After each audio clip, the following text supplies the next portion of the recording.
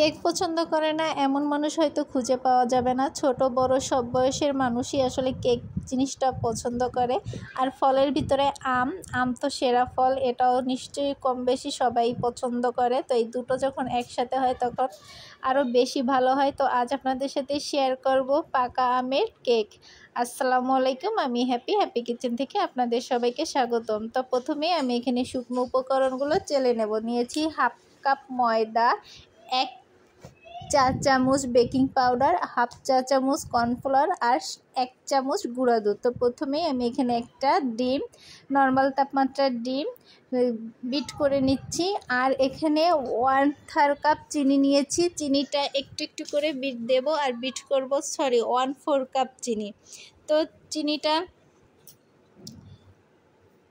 3 ধাপে আমি দেব। তারপরে এখানে 1/3 কাপ সাদা তেল দিয়েছি, হালকা একটু ভ্যানিলা এসেন্স দিয়েছি 5-6 ফোঁটা, আর পরিমাণ মতো লবণ দেওয়ার পর এটাকে আবারও একটু বিট করে নেব।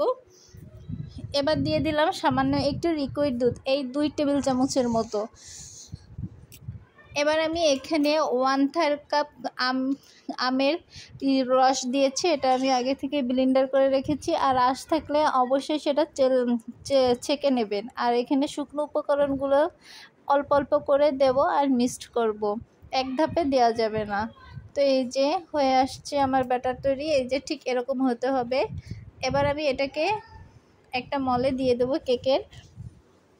আমি এখানে কাগজ দিয়ে নিয়েছি, ব্রাশ করে তেল। এবার আমি এটাকে একটু ট্যাপ করে দেব যাতে ভিতরে কোনো বাবলস না থাকে। এখানে আমি 170 ডিগ্রি তাপমাত্রা দিয়েছি আর 30 মিনিট দিয়েছি। আসলে এক এক ওভেনে এক এক রকম টাইম লাগে, তো ওভেন বুঝে টাইমটা ঠিক করতে হবে।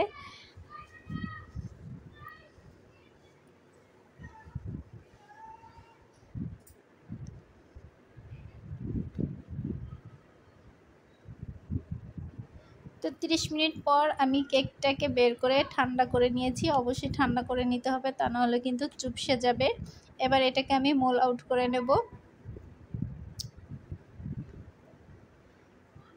কেক সবসময় ঠান্ডা করে তারপরে কিন্তু কাটবেন, তা না হলে কিন্তু কেক চুপসে যাবে। এবার আমি কেকটা আপনাদের সাথে কেটে শেয়ার করে দেব।